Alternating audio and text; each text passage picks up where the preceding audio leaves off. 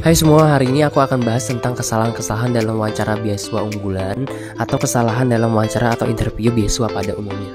Halo semua, aku Fadli, aku adalah awardee beasiswa Prima Bangkatim Tara. Jadi aku sudah dapat beasiswa dari semester 3 sampai skripsi aku juga dapat beasiswa. Hari ini aku ceritain ke teman-teman kesalahan-kesalahan dalam wawancara beasiswa. Outfit atau pakaian saat wawancara beasiswa.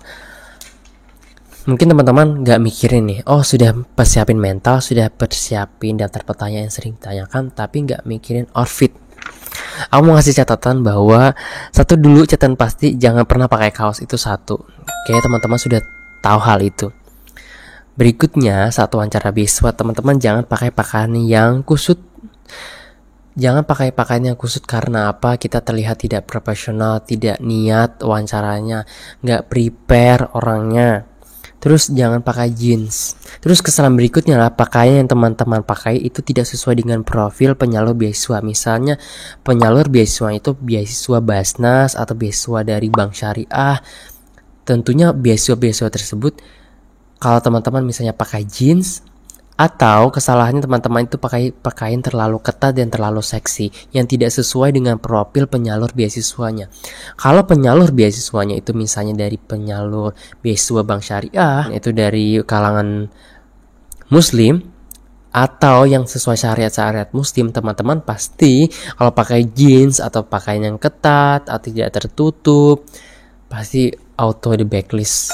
Solusi dari aku, dari pengalaman aku dan teman-teman aku adalah pakai batik. Kenapa? Setiap kantor pasti mewajibkan memakai batik kalau hari-hari tertentu, khususnya misalnya Jumat.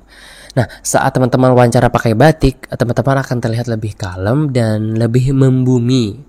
Teman-teman juga dilihat lebih punya rasa nasionalisme pakaian Indonesia. Terus kalau teman-teman juga pakai batik saat wawancara beasiswa, teman-teman akan terlihat punya kesan semakin menguatkan bahwa kita itu cinta Indonesia.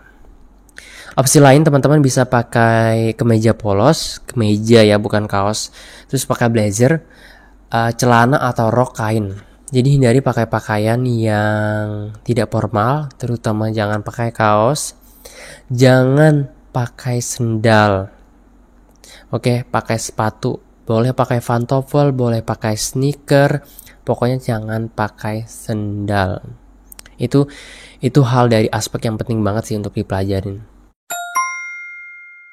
Datang telat, ini fatal banget sih. Saran dari aku adalah teman-teman misalnya nih wawancara itu jam 2 siang, dapatnya tuh kloternya siang, gak dapatnya kloter pagi.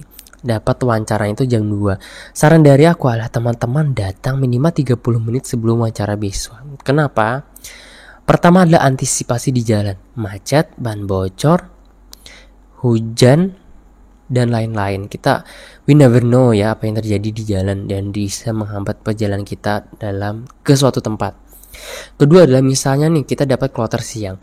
Ternyata kloter sebelum kita, kloter pagi wawancara itu lebih cepat selesai daripada kita. Datang minimal 30 menit atau bagus 1 jam. Gak apa-apa nunggu 1 jam, lebih baik terlambat daripada tidak. Prevention is better than cure, especially where is no cure. Mencegah lebih baik daripada mengobati. Pokoknya begitulah intinya. Teman-teman terlalu bangga kalau punya banyak pengalaman dalam sukarelawan atau volunteer. Kalau teman-teman kira dengan ikut volunteer atau sukarelawan itu membuat teman-teman bakal 100% keterima karena banyak berkontribusi untuk masyarakat, jadi volunteer itu jadi nilai tambah. Tapi jangan terlalu overconfidence. Jadi gini misalnya teman-teman ditanya gimana teman kamu menggambarkan diri kamu dalam satu kata. Terus si Budi jawab kayak gini, teman aku gambarin aku sebagai orang yang lucu. Hal yang lucu adalah aku itu volunteer sukarelawan 1 minggu sekali di 2 tahun terakhir.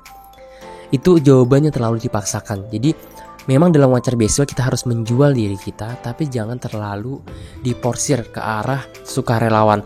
Oke, jadi sukarelawan is a good things. Jangan terlalu dipaksakan ke semua ranah jawaban gitu. Gak cuma ditanya hal-hal serius, tapi juga hal-hal sederhana yang ringan. Kenapa di wawancara beasiswa kadang bisa ditanya halnya ringan?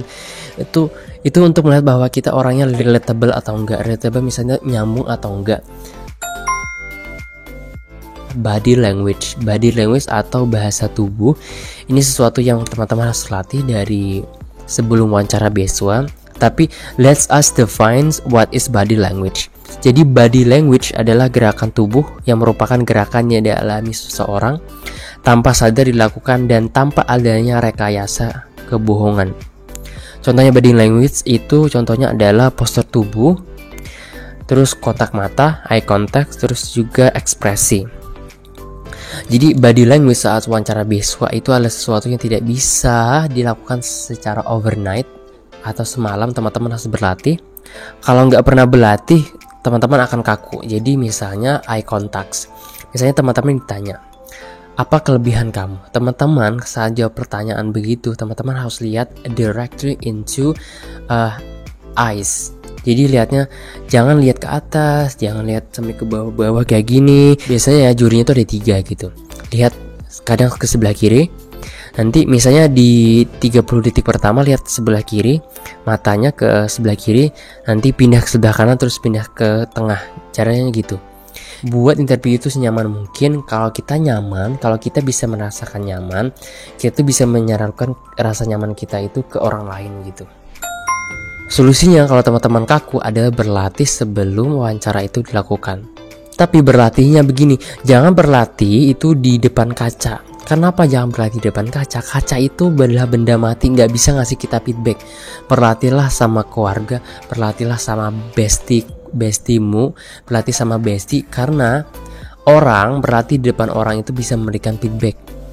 Berlatih di depan kaca itu cuma bisa lihat diri kita sendiri. Diri kita sendiri tidak bisa memberikan feedback terhadap apa yang kita lakukan.